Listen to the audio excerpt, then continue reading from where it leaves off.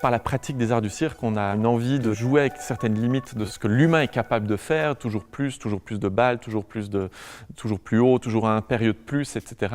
Et puis à un moment donné, cette course vers le toujours plus me questionnait. Et j'avais envie une fois de prendre un peu le contrepoint de ça en disant non, on va juste prendre une figure. On ne veut pas que le monocycliste fasse toutes les figures qu'il sait faire au monocycle.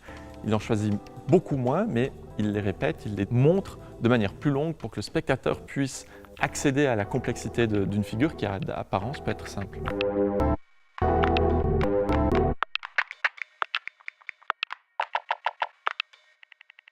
Eux se donnent une mission et se disent « Ok, je vais essayer de répéter ça le plus possible. » Ou alors, je vais rester en équilibre sur mes mains le plus longtemps possible. Jusqu'au moment où ça bascule. C'est-à-dire, est-ce que c'est le corps qui dit stop? Est-ce que c'est la tête qui dit ok, maintenant ça suffit?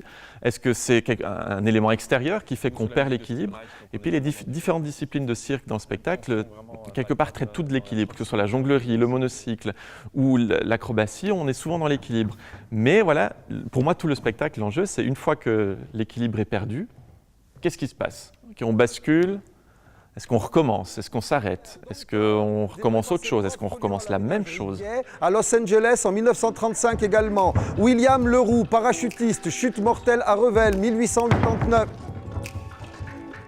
Adolphe Cosmi, dompteur, dévoré lui par un ours blanc au cirque Mills à Hastings en 1932. Olga Pospichil, trapéziste, morte au cirque Wolf à Barben en 1889. Hop là!